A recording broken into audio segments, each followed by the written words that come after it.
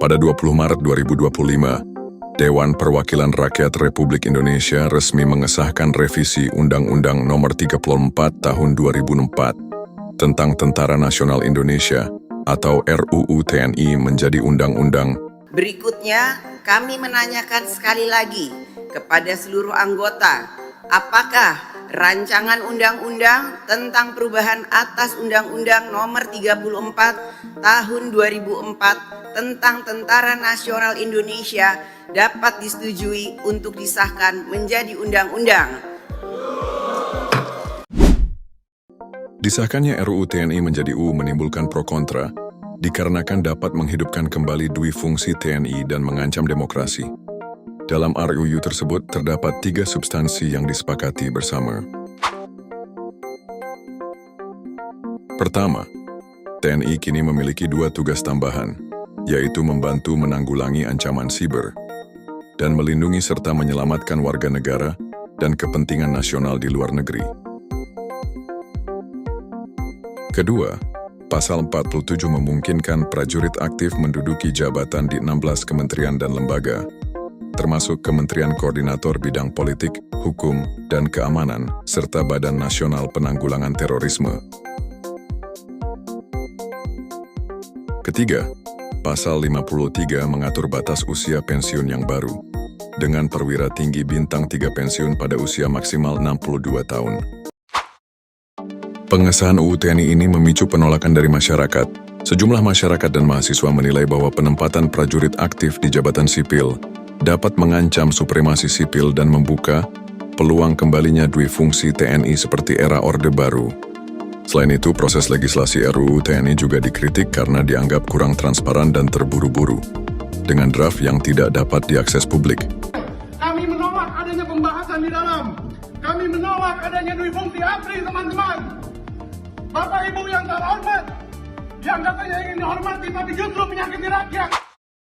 Di sisi lain, pemerintah menegaskan bahwa UU TNI yang baru tidak mengembalikan dui fungsi TNI.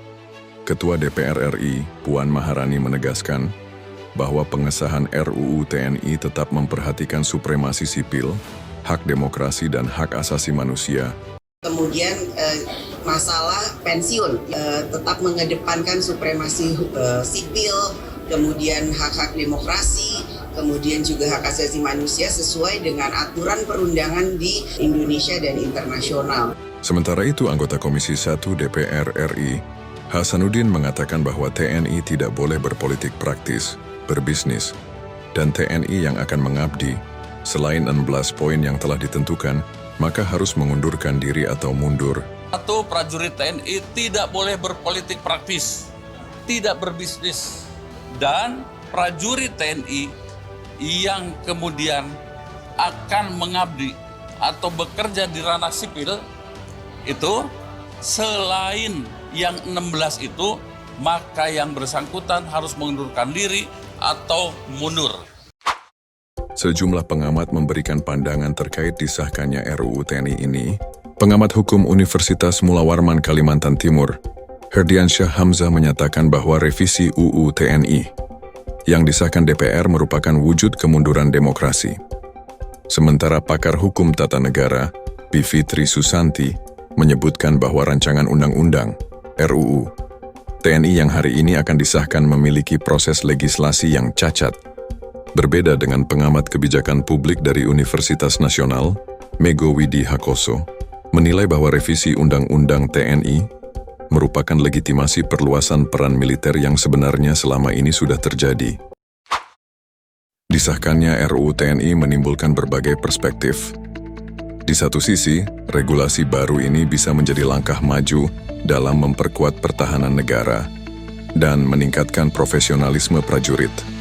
Namun di sisi lain ada kekhawatiran bahwa beberapa pasal dalam undang-undang ini justru bisa membuka celah bagi intervensi militer dalam ranah sipil yang berpotensi mengancam demokrasi. Nah, bagaimana menurut kalian? Apakah UU TNI yang baru ini merupakan langkah maju dalam reformasi militer atau justru ancaman bagi demokrasi kita? Tulis komentar kalian di bawah. Jangan lupa subscribe, like, dan nyalakan lonceng notifikasi.